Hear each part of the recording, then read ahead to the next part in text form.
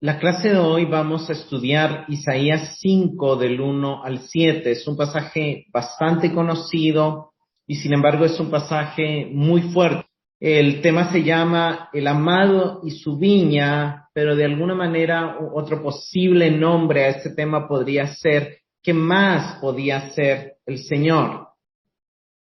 Hemos ya estudiado Isaías 1 como una sección completa, Isaías 2 al 4 dijimos que era otra sección completa del libro, en la cual Isaías nos empieza mostrando el diseño original de Dios para su pueblo, luego la realidad muy alejada del diseño, la necesidad del juicio para poder restaurar al pueblo a la gloria. Así cerró el capítulo 4 con esa nota de esperanza, con la venida del Mesías restaurando todo. En el capítulo 5, Isaías empieza una nueva sección y nos regresa al tiempo actual de Isaías, que también de alguna manera va a ser un reflejo de la realidad actual de la iglesia. Aquí Isaías va a contrastar el cuidado de Dios para con su pueblo y la respuesta del pueblo para con Dios. Leo Isaías 5 del 1 al 4. Ahora cantaré por mi amado el cantar de mi amado a su viña. Tenía mi amado una viña en una ladera fértil. La había cercado y despedregado y plantado de vides escogidas. Había edificado en medio de ella una torre y había hecho también en ella un lagar. Y esperaba que diese uvas y dio uvas silvestres. Ahora pues, vecinos de Jerusalén y varones de Judá, juzgad ahora entre mí y mi viña. ¿Qué más se podía hacer a mi viña que yo no haya hecho con ella? ¿Cómo, esperando yo que diese uvas, ha dado uvas silvestres?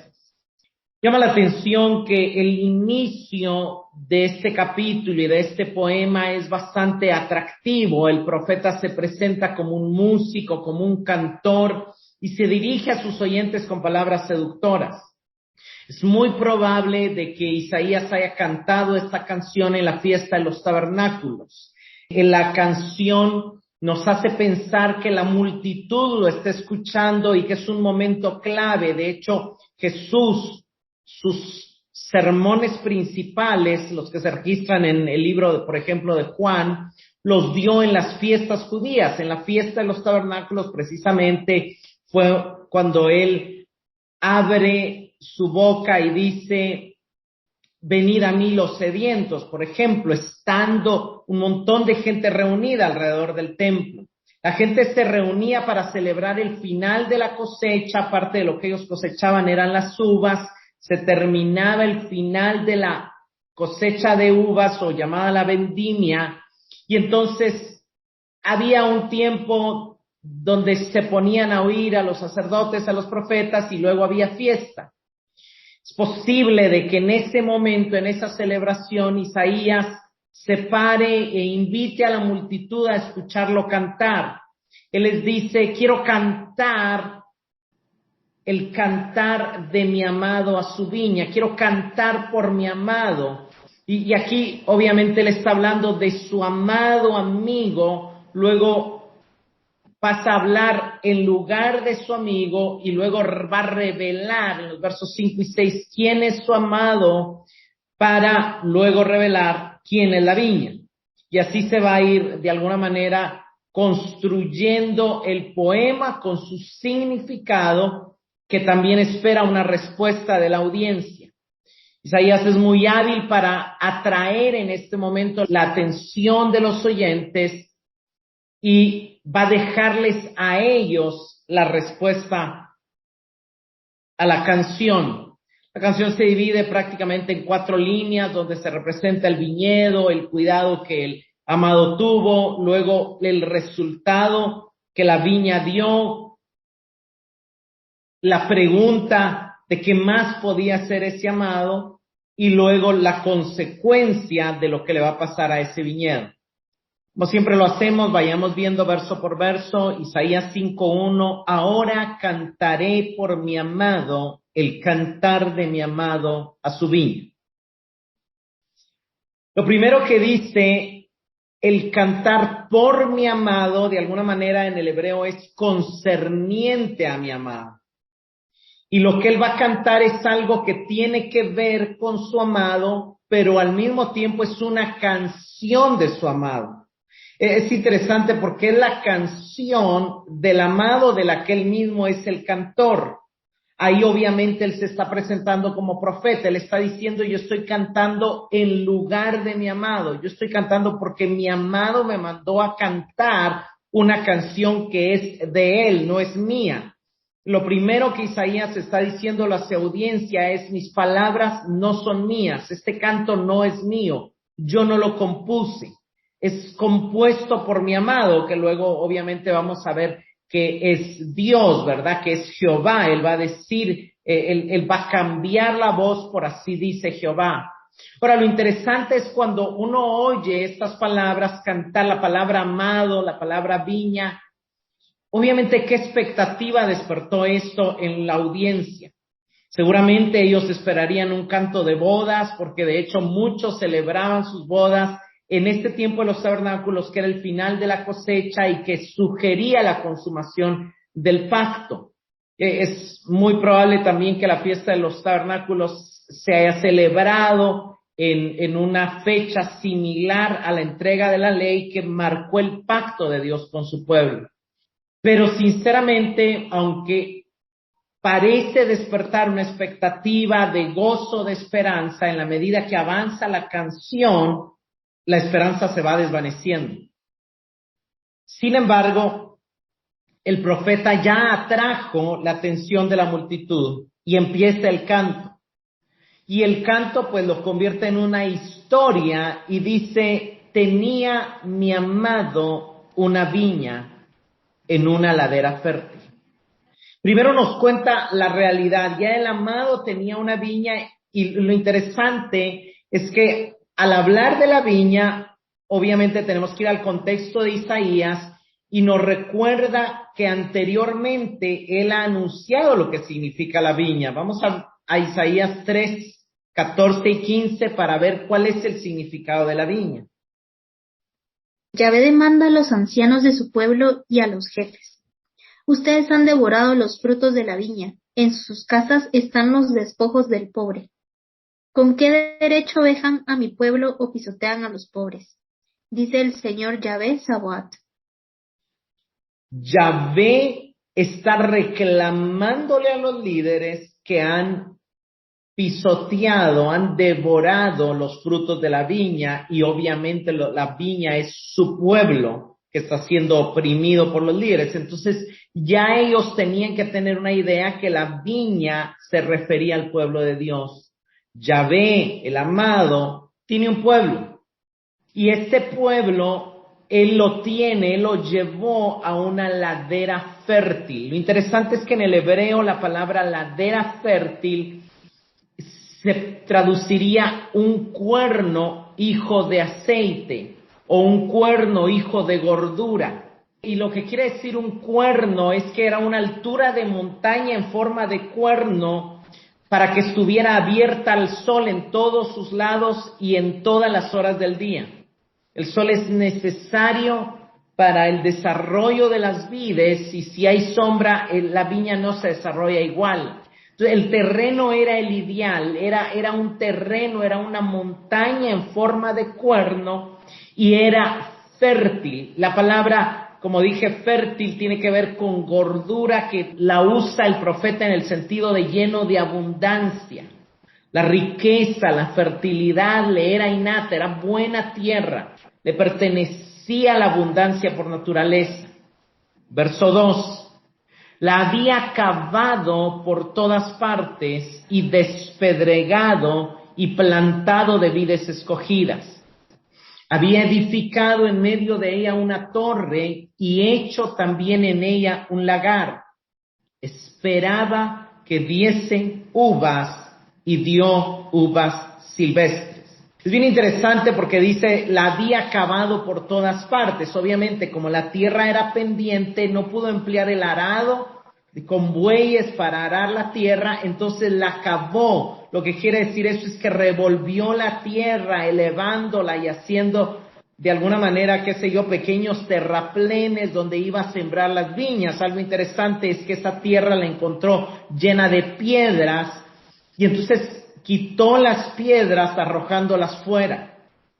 Realmente aquí nos está hablando de cómo Dios ha traído a su pueblo y lo llevó a una tierra que fluía leche y miel, que era la tierra de Canaán, que es el significado de la ladera fértil, pero esa ladera estaba llena de enemigos, había naciones paganas, había idolatría, y Dios tuvo el cuidado de darle las instrucciones a Josué para la toma de Jericó y para ir conquistando y quitando esas piedras de enemistad, de idolatría, de paganismo, de sacrificio de niños a Moloch. Entonces Dios tuvo el cuidado de quitar esas piedras, arrojándolas fuera. Dice, la había plantado de vides escogidas. La palabra escogidas es una palabra que es la mejor clase de viñas del oriente. Esta viña producía pequeñas uvas de color rojo azulado, casi sin pepitas o con pepitas apenas perceptibles. Y obviamente aquí está hablando de los líderes y de los profetas que Dios sembró en Israel para ser ejemplo y para guiar a su pueblo. Está hablando de la ley. Dios les dio a Moisés, Dios les dio a Aarón, Dios les dio la ley, Dios levantó a David, Dios levantó a Salomón, Dios puso personas escogidas para que guiaran al pueblo, para que fueran guías del pueblo, para que se aseguraran de que el pueblo conociera a Dios. Dios levantó a Moisés para que él le contara al pueblo la historia de Dios desde Adán, les mostrara qué era lo que Dios amaba, lo que Dios odiaba, el carácter de Dios a través de la ley. Levantó a David para mostrarles el carácter de Dios, perdonador, de misericordia, pero también conquistador, guerrero.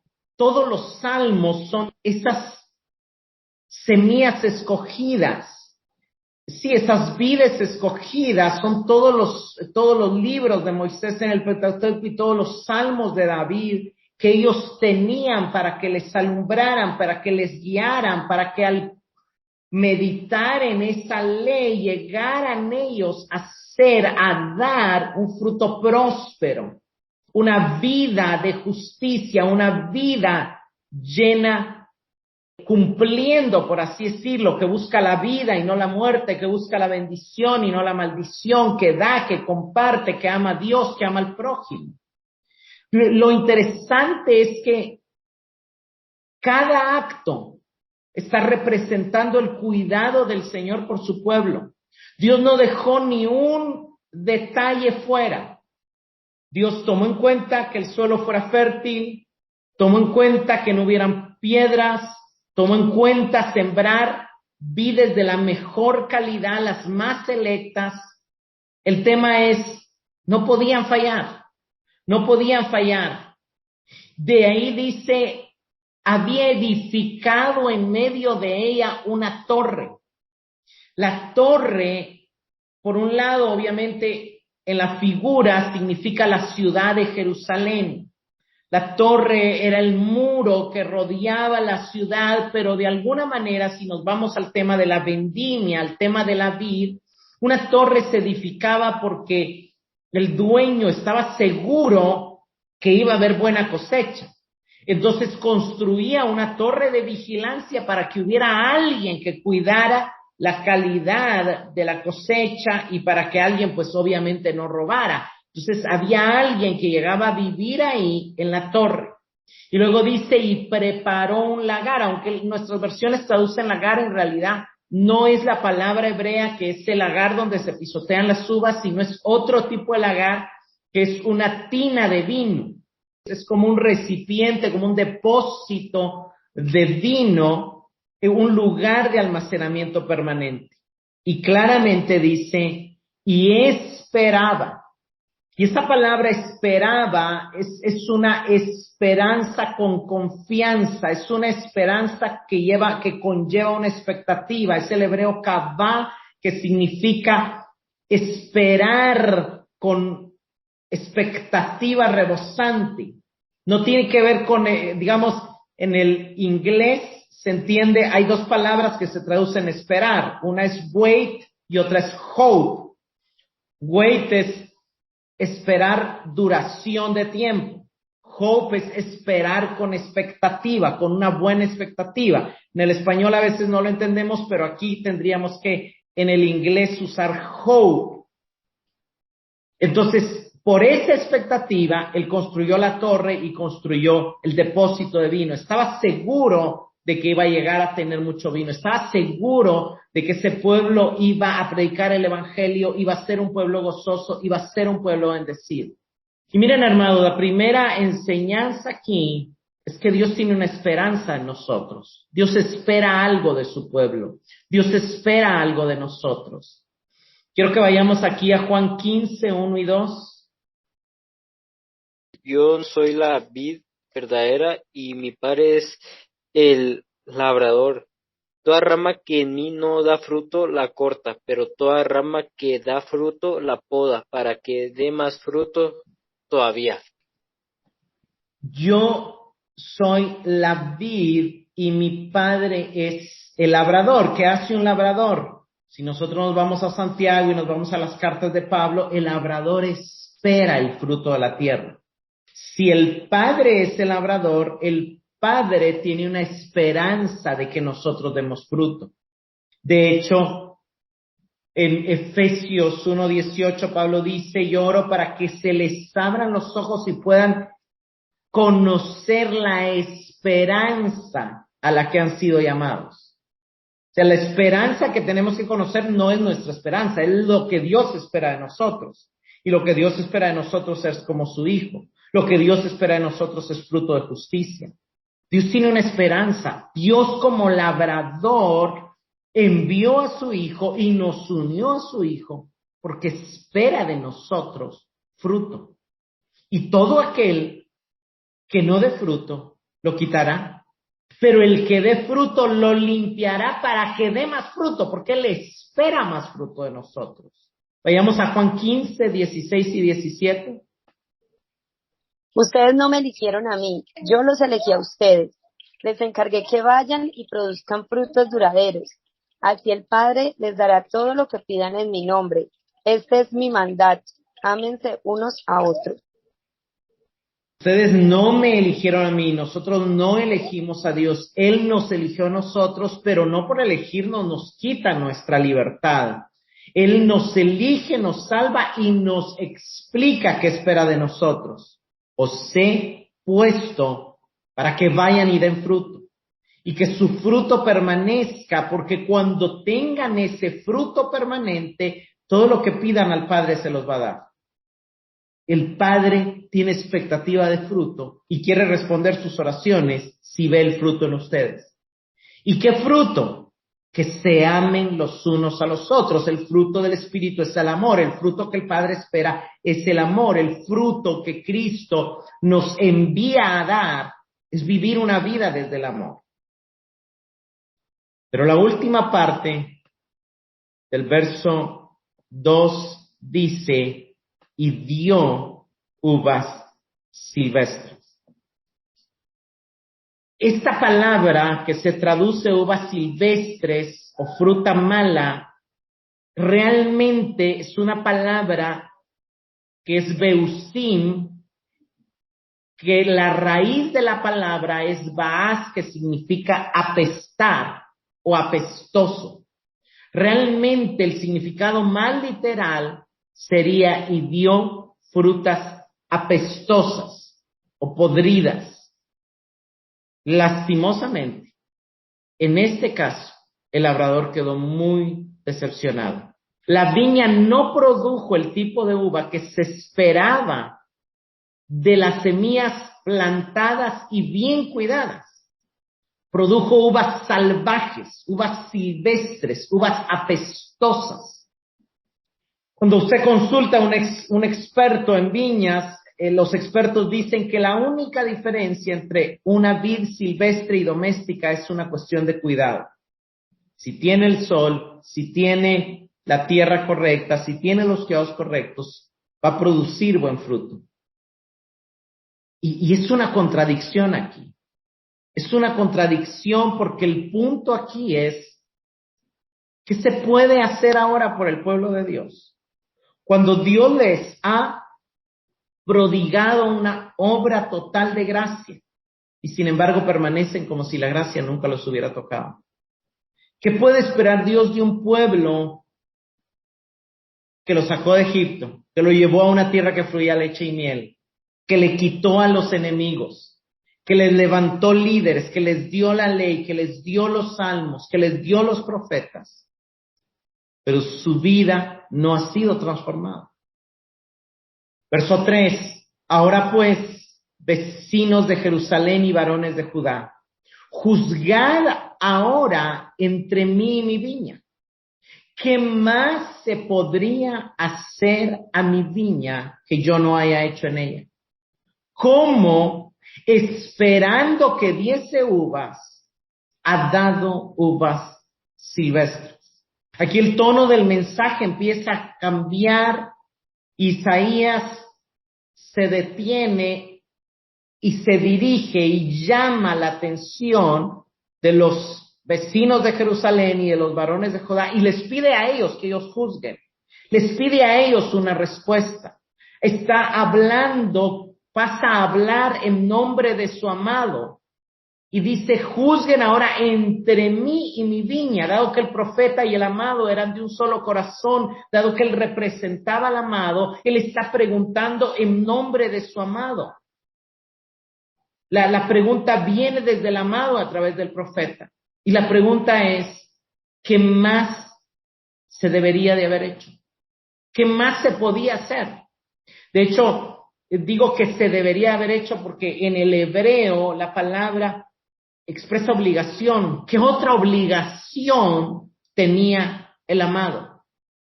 Y obviamente él está apuntando a la conciencia del pueblo. El cómo apunta a la causa raíz. Este es el punto medio del clímax de la canción. Es claramente que la respuesta esperada es: ninguna culpa puede atribuirse al propietario. Ninguna culpa tuvo el amado.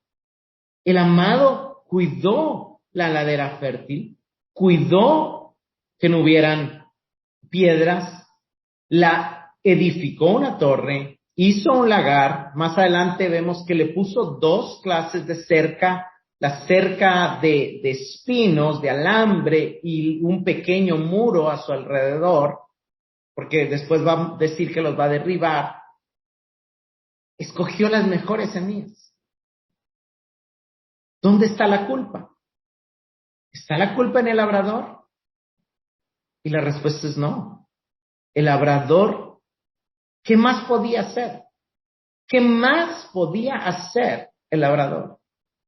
Y miren, hermanos, a mí esta enseñanza, de alguna manera, una de las cosas que el profeta quiere que conectemos es con el dolor del corazón de Dios y a veces con el dolor que nuestros propios corazones experimentan. Dígame usted, ¿cómo se explica que un hijo amado y cuidado abandone la casa de sus padres? Yo he oído madres que a veces sienten culpa y que a veces no entienden. Que a veces no entienden por qué una hija se fue de la casa. Y me han dicho, yo traté de mostrarle lo valiosa, lo amada, lo especial, precisamente para que esto no pasara. Yo he hablado con madres que me dicen, yo traté de criar a mi hijo, de advertirle y todo, y hoy sus hijos están en drogas. ¿Cómo se explica que un esposo bien atendido engaña a su esposa? ¿O cómo se explica al revés? Que una esposa amada, proveída, cuidada, engaña a su esposo. A veces la razón es obvia, pero no siempre. ¿Cómo se explica que un pastor o que un líder espiritual con el más alto privilegio de predicar la palabra y de servir a Dios se dedique a manipular y engañar a sus ovejas? ¿Cómo se explica que un sacerdote consagrado al servicio de Dios abuse de niños? ¿Qué más puede hacer Dios? ¿Qué más tenía que hacer Dios?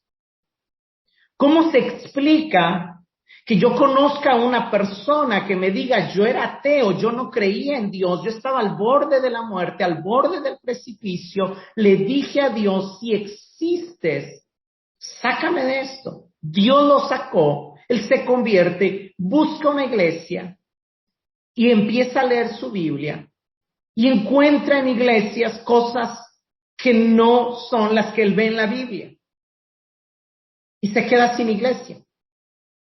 ¿Cómo se explica que los líderes llamados a amar y a cuidar a las ovejas terminen cuidando de sí mismos? ¿Cómo se explica la situación de Israel en los tiempos de Isaías y cómo se explica la situación de muchas iglesias en nuestros días? ¿Cómo nos explicamos que habiendo sido libertados de la esclavitud del pecado, y habiendo aprendido que pecar es ser esclavos, es acarrearnos nuestro propio mal, sigamos pecando? ¿Qué más tiene que hacer Dios? ¿Qué más puede hacer Dios? Y la respuesta clara del pasaje es que Dios no es el culpable. Dios no es el responsable. El problema tiene que estar en otro lado. Y el problema está en que Dios no actúa más allá del límite o la disposición que el hombre le da. El problema está en que sí, alguien puede ser un líder espiritual, pero si no le rinde a Dios esa batalla, Dios no va a hacer nada. El problema está, y hermanos, eso tiene que liberar a los padres, a las esposas, a las madres de culpa. O sea, no que un hijo haya tomado malos caminos, no necesariamente es tu responsabilidad. O que tu esposo esté alejado, no necesariamente es tu responsabilidad. Hay algo en la otra persona donde uno no puede llegar si la persona no lo deja. Si ni siquiera Dios va a cambiar a alguien que no se quiere dejar cambiar, ¿qué más? A ellos les tocaba responderle al profeta en dónde estuvo el problema, cuál había sido la causa, de quién era la responsabilidad de este resultado antinatural. ¿Dónde estaba la contradicción entre la forma de actuar del amado del Señor y la respuesta de la viña de su pueblo? ¿Cuál era la razón de que la viña produjera fruta apestosa en vez de uvas esperadas? Ciertamente no está en Dios. El labrador hizo todo lo que podía hacer para recibir buen fruto. Y si algo nos debe de quedar claro, es que Dios no es el responsable del mal en el mundo, Dios no es el responsable de nuestro pecado, Dios no es el responsable de nuestro sufrimiento. Nuestro sufrimiento tiene un responsable, que es el pecado del hombre. Ya sea nuestro propio pecado o ya sea el pecado de otros que nos ha dañado. Pero no es Dios. Dios no es el creador del mal. Dios no es el creador del pecado. Dios no es el creador de la pestilencia del mundo podrido en el que vivimos. Parece que ellos se quedan en silencio, porque ven con claridad que responder sería condenarse a sí mismo, como le pasó a David. Llega el profeta Natán y le dice, un hombre tenía muchas ovejas a su disposición y decide tomar la única de otro pobre hombre que lo único que tenía era esa oveja y la amaba y la cuidaba y era toda su vida. Y David, ciego a su propio pecado, Dice, tal hombre debe morir y pagar 4 tantos. Y Natán le dice, tú eres ese hombre, David. Y eso debe ser nuestra respuesta. Nosotros somos esa viña. Tal vez no todos hemos dado el mismo nivel de fruto apestoso, pero todos hemos desperdiciado días, vida y acciones donde Dios esperaba búsqueda, justicia, santidad, devoción, y el resultado fue egoísmo, pecado, injusticia, avaricia. Veamos qué dice Ezequiel 15, del 2 al 5. Hijo de hombre, ¿qué es la madera de la vid más que cualquier otra madera? ¿Qué es el sarmiento entre los árboles del bosque? ¿Tomarán de ella madera para hacer alguna obra? ¿Tomarán de ella una estaca para colgar en ella alguna cosa? He aquí, es puesta al fuego para ser consumida, sus 2 extremos consumió el fuego, y la parte de en medio se quemó. ¿Servirá para obra alguna? He aquí que cuando estaba entera no servía para obra alguna, cuando menos después que el fuego la hubiese consumido, y fuere quemada. ¿Servirá más para obra alguna? Las palabras del profeta Ezequiel son fuertes, pero son las palabras de Dios. Y básicamente lo que Ezequiel y Dios nos están diciendo aquí es que o servimos para dar fruto o no servimos para nada. O servimos para dar fruto o servimos para el fuego. La vid, el pueblo de Dios, la vid nos sirve para otra cosa más que para dar fruto. Porque de lo contrario, el otro uso posible es ser leña para el fuego. Eso es lo que Ezequiel está diciendo. No se puede construir de ella ninguna cosa. Hermanos, la vida del hombre no es tan valiosa como a veces nos imaginamos. Decimos, sí, hemos avanzado en tecnología y todo. Ha sido Dios, ha sido la gracia de Dios, ha sido el diseño de Dios. Pero nuestro llamado, nuestro diseño es amar. Para eso fuimos creados. Y ninguna otra cosa nos va a llenar. Y ninguna otra cosa va a agradar a Dios y le va a dar el fruto que le espera. Verso 5 de Isaías 5, 5 y 6. Os mostraré pues ahora lo que haré yo a mi viña. Le quitaré su vallado y será consumida. Aportillaré su cerca y será hollada. Haré que quede desierta, verso 6, no será podada ni cavada y crecerán el cardo y los espinos. Y aún a las nubes mandaré que no derramen lluvia sobre ellas. Como ellos se quedaron en silencio, el Señor de la viña rompe el silencio de los oyentes, que no han reconocido su culpa, pero que saben por su conciencia de pecado que son responsables. Y les dice lo que va a hacer a su viña. Le quitaré su vallado. Le quitaré su vallado, era el seto verde de espinas o los alambres, y derribaré su cerca. Esa cerca segunda es un muro bajo de piedra que había rodeado el alambrado para lograr una mayor defensa y proteger doblemente la viña. Obviamente, en el tiempo de Israel, lo que está diciendo es que el muro de la ciudad va a caer, las defensas van a caer y en algún momento va a caer también, pues obviamente va a empezar un ataque de las provisiones y luego de la estabilidad de la ciudad. Y lo que está diciendo aquí es, le quitaré su vallado y será consumida, aportillaré su cerca y será hollada. La fecundidad y la seguridad van juntas. Al mismo tiempo que quita la protección, al mismo tiempo se termina, es consumida. Si tan solo el viñedo hubiera sido fiel a la intención del amado, ninguna mano podría haberla tocado jamás. Los obedientes son inexpugnables.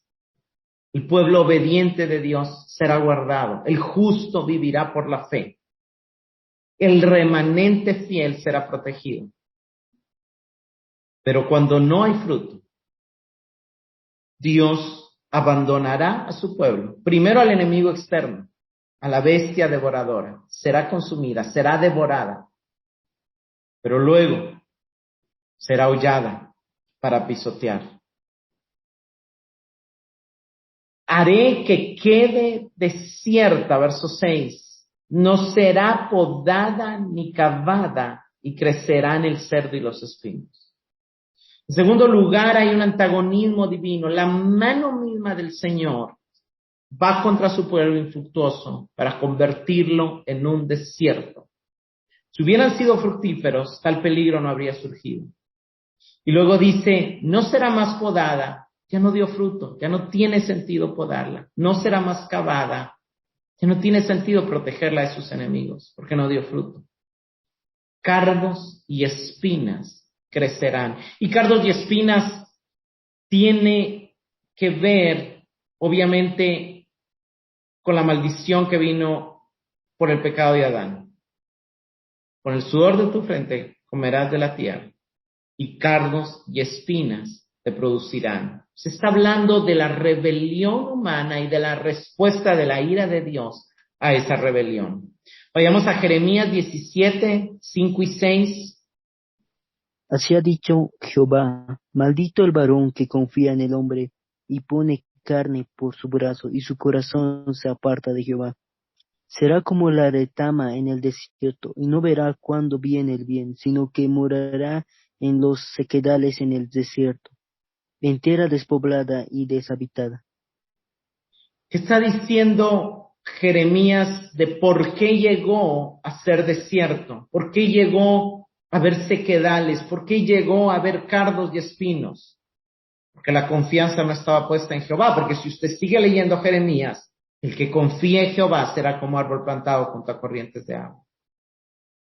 La razón de por qué crecerán cardos y espinas es porque la vid dio fruto apestoso, porque no puso su confianza en Jehová, porque no mantuvo su fe en Jehová. Le creyó cuando salió de Egipto, pero ya no le siguió creyendo para el futuro. Y entonces le dieron rienda suelta al pecado y a la injusticia. Y sigue diciendo, y aún a las nubes mandaré que no derramen lluvia sobre ella. En tercer lugar, vemos la adversidad circunstancial. La lluvia es lo que mantiene la vida del pueblo del Señor. Solo el Señor puede detener la lluvia. Y Él la detiene.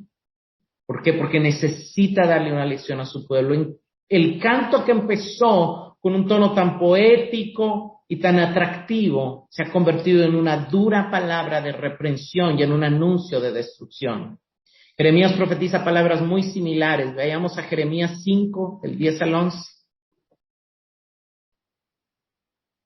Escalad sus muros y destruid, pero no del todo. Quitad las almenas de sus muros, porque no son de Jehová.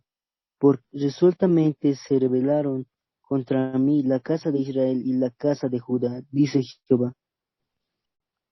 Derribad sus muros, porque se rebelaron contra mí. ¿Por qué es quitado el vallado? ¿Por qué son quitaron los muros? Por su rebelión contra Dios. Destrúyanlos. Aquí Dios le está hablando a Babilonia, pero no del todo. Sí viene una consecuencia, pero también hay una esperanza, también hay un remanente fiel. Y el verso 7 nos muestra claramente, termina y va cerrando y dice, ciertamente la viña de Jehová de los ejércitos es la casa de Israel, y los hombres de Judá planta deliciosa suya. Esperaba juicio, y aquí vileza, justicia, y aquí clamor.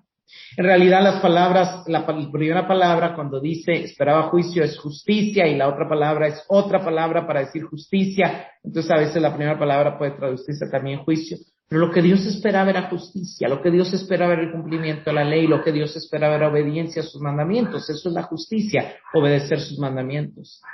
¿Y qué encontró? Rebelión. ¿Y qué encontró? Opresión.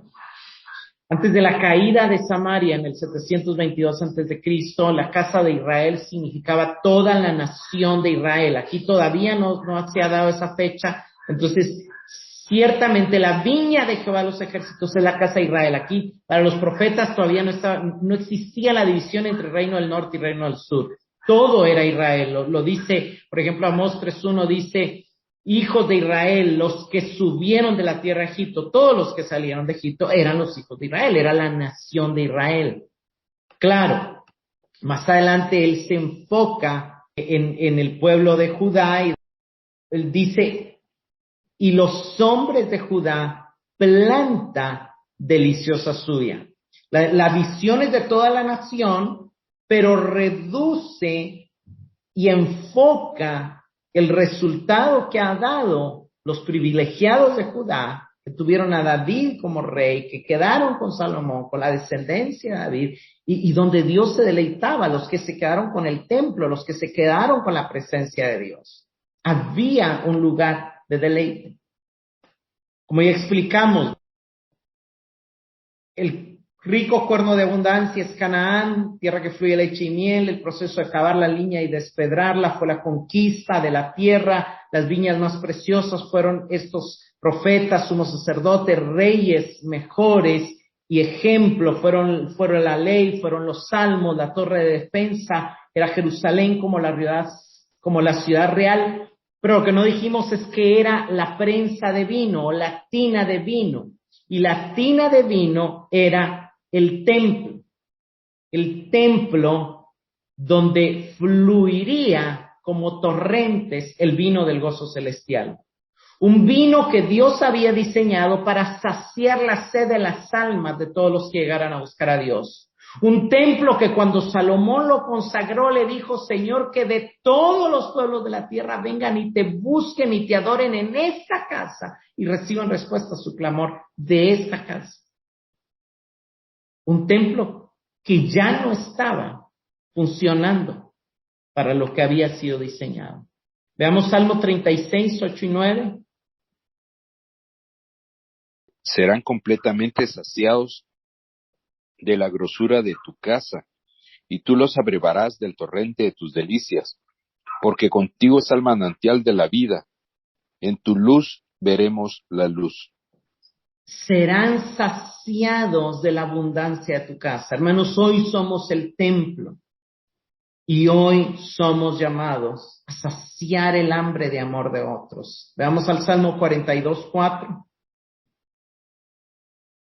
Me acuerdo de estas cosas y derramo mi alma dentro de mí, de cómo yo fui con la multitud y la conduje hasta la casa de Dios, entre voces de alegría y de alabanza del pueblo en fiesta.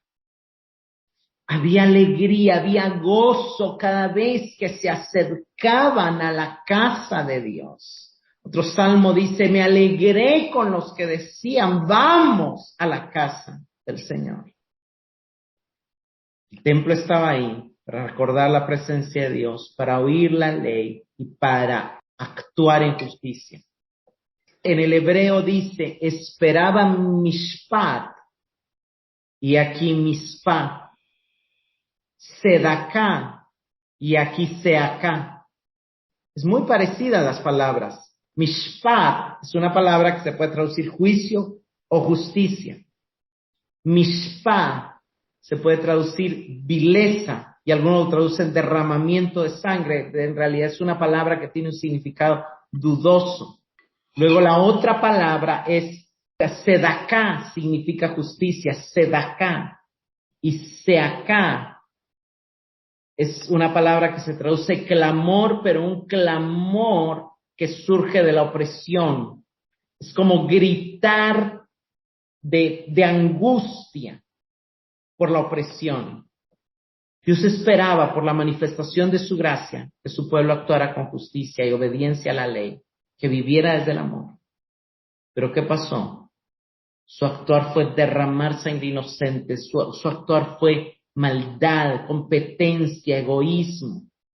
Dios esperaba justicia y lo que pasó fue que empezaron a oprimir al pobre y a oprimir a quien podían con tal de hacerse más grandes. Se mantuvo la fachada ante los demás. Aparentemente todo era lo que se debía hacer porque Seguían ritos, hacían reuniones, hacían asambleas. Apenas las palabras en el hebreo son diferentes, eso es interesante. Pero el fruto para Dios apestaba, porque no tenía nada que ver con lo que él esperaba. Veamos Jeremías 12, del 7 al 11.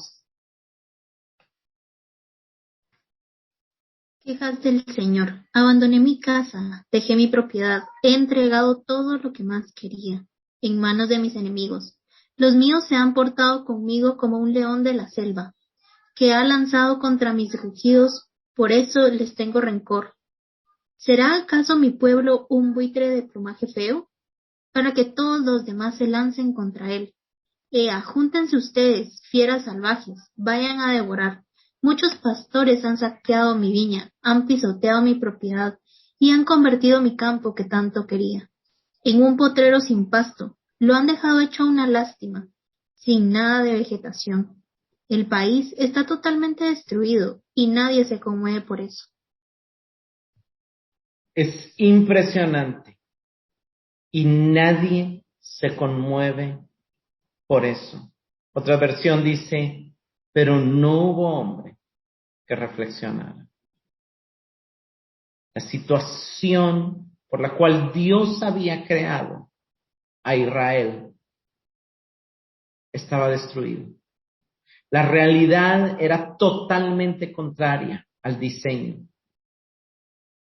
Dios esperaba que de todas las naciones de la tierra llegara a ver un pueblo donde había igualdad, donde había equidad, donde había justicia, donde había abundancia, donde había prosperidad, donde había palabra de Dios, donde había edificación, donde había gozo, donde se podía conocer a Dios. Pero si alguien llegaba, no encontraba nada diferente del mundo. Dios espera lo mismo de nosotros. Dios espera lo mismo de nosotros. Que cuando la gente venga a nosotros, encuentre una palabra de Dios, encuentre gozo, encuentre edificación, encuentre consuelo, encuentre apoyo. Que si está dolido, podamos llorar con él.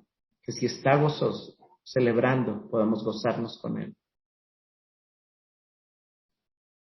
Algo muy interesante es que Jesús citó esta parábola y los 3 evangelios sinópticos la registraron, pues ambos la consideraron de suma importancia.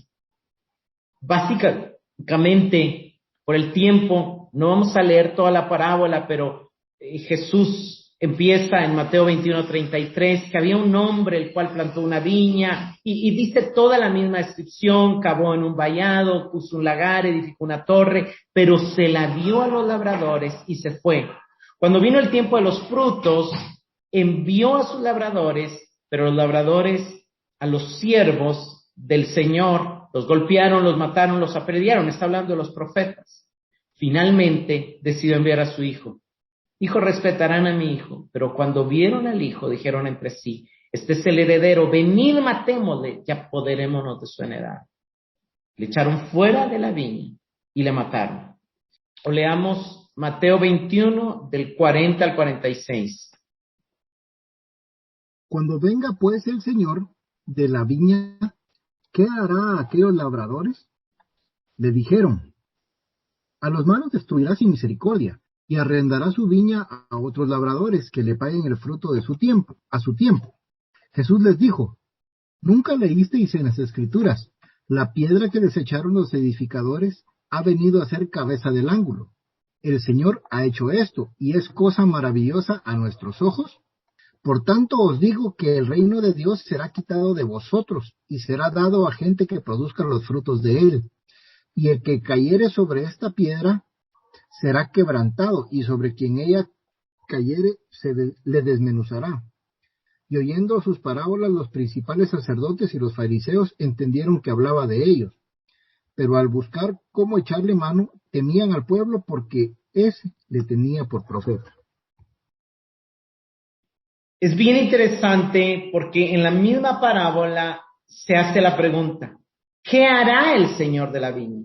Pero en la parábola sí responden y dicen, a los malos destruirá sin misericordia y arrendará su viña a otros labradores. Ellos mismos le dan su propia condena, y la condena de los que responden es, tienen que darle la viña a otros.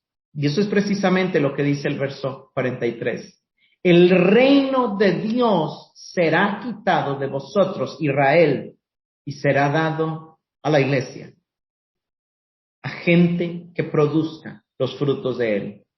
En la versión de Marcos 12:9 dice, vendrá y destruirá a los labradores y dará la viña a otros. Y en la versión de Lucas dice lo mismo en Lucas 20:16, vendrá y destruirá a estos labradores y dará la viña a otros. Lo interesante es que en la versión de Lucas dice, y cuando ellos oyeron esto, dijeron, nunca suceda tal cosa.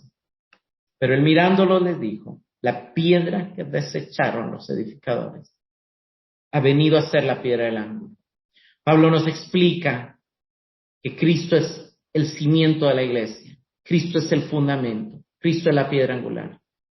Hermanos, esta profecía se cumplió cuando Jerusalén fue destruida de la boca de Isaías en el año 586 a.C., pero también se cumplió de la boca de Cristo cuando Jerusalén fue destruida en el año 70. Y ahora la viña, el Padre se la dio a Cristo. Cristo es la vida ahora, y sus seguidores somos sus ramas, su iglesia, los miembros de su cuerpo, y Dios espera fruto de nosotros. Ahora, algo que llama la atención en esta viña es que el gozo termina con una nota de tristeza. Esto no es la primera vez que ha pasado en la historia. El regocijo de los ángeles que cantaba cuando Dios creaba la tierra terminó en lamento ante la caída del hombre al dejarse seducir por la serpiente. El gozo de la familia de Noé por haber sobrevivido del diluvio terminó en lamento cuando el pecado se volvió a introducir en la embriaguez de Noé.